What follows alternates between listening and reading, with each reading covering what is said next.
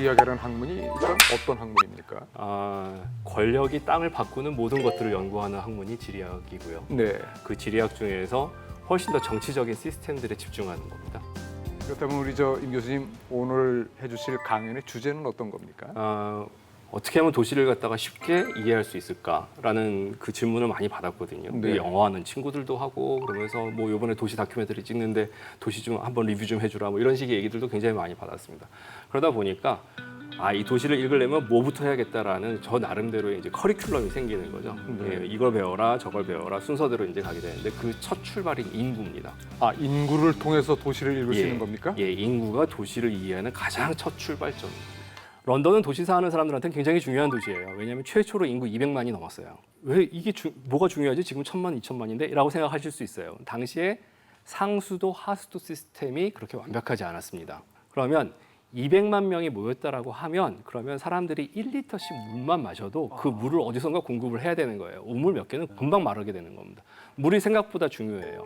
메트로폴리스의 어원이 되는 메트로가 그리스어에서 어머니고 그다음에 폴리스가 도시거든요. 어머니 도시예요. 어머니 도시가 나오게 된 계기도 뭐였냐면 그리스 같은 경우에는 물이 별로 없습니다. 지중해 가보셨지만 알겠지만 이렇게 나무도 별로 안 크고 물이 굉장히 희박해요. 그런 도시에서 10,000가구 이상씩 거주를 하면 굉장히 힘들어져요. 물 공급이라든지 여러 문제가 있어서. 그래서 어느 순간 인구가 늘어나면 남자들 뽑아가지고 딴 데로 가는 겁니다. 자, 딴 데로 가서 살아라 라고 하고 배 타고 쭉 갑니다. 아주 지혜로운 연장자와 젊은 미혼의 남성들을 배 태워서 보냈어요. 그러면 이제 그 친구들은 가가지고 새로운 땅을 개척하는 겁니다. 개척하면서 도시에 눌러 앉으면 그 도시에 눌러 앉은 그 사람들이 자기가 떠나온 곳을 메트로폴리스라고 불렀습니다. 그래서 어머니 도시니까. 그래서 모국입니다. 모국이 되는 거고 지금도 그런 의미로 또 쓰여요.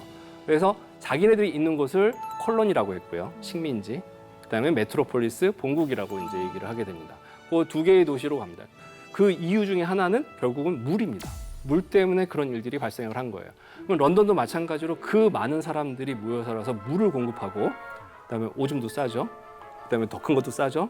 그것들을 어디로 보낼 거냐면 템스강으로 다 보냈어요. 그러면 그 물을 또 먹어야 돼요.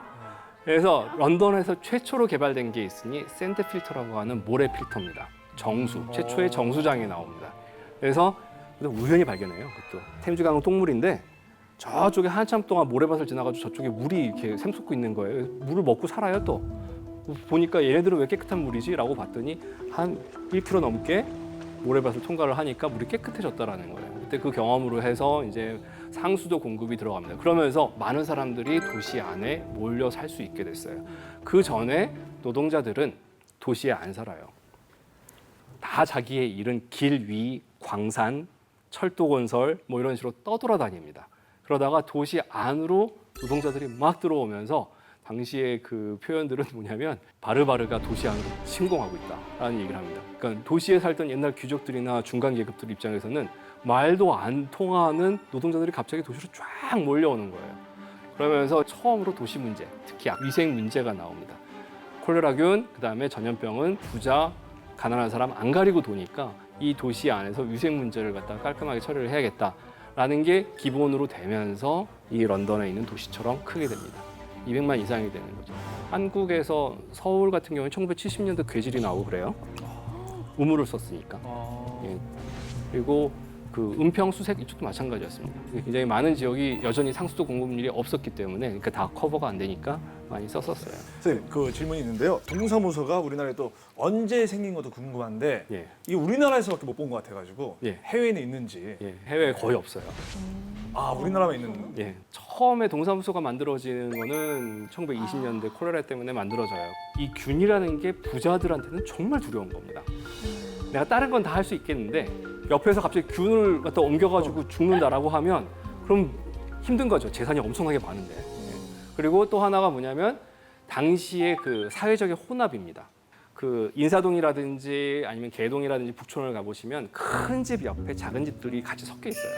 그러니까 뭐냐면 큰 양반집 옆에 그 집에 일을 해주는 다양한 사람들이 옆에 살았기 때문에 그렇습니다.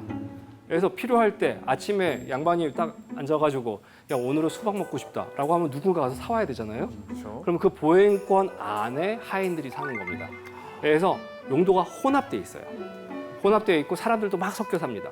섞여 사는데 병은 부자, 가난한 사람 가리지 않고 특히 가난한 사람들은 영양분이 부족할 수 있기 때문에 훨씬 더 병에 잘 걸릴 수 있고 그럼 옮기도 쉬운 거죠.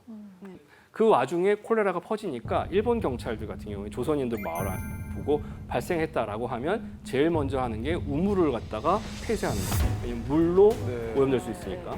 그리고 광을 불태웁니다. 다 소각시켜요. 그럼 내가 99칸 대저택에 있는데 나의 집에 일을 하는 하인 한 명이 콜레라 걸렸다라고 하는 순간에 내 집이 다 소각 위기인 겁니다.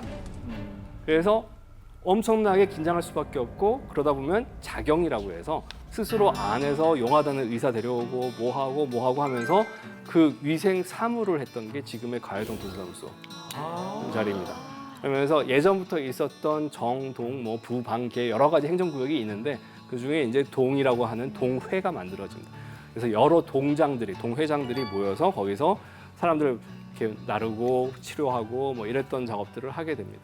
그런 자리가 여러 군데 생겨요. 그래서 도심 안에서부터 동사무소가 생깁니다. 이 일본도 비슷하긴 해요. 정회라고 있거든요. 근데 그거는 사무소를 갖지 않습니다. 그거는 정회장, 쉽게 말하면 이장님 댁, 동장님 댁입니다. 근데 동장이 일을 하는 동사무소를 따로 만드는 거는 정말 특이한 케이스 중에 하나였습니다.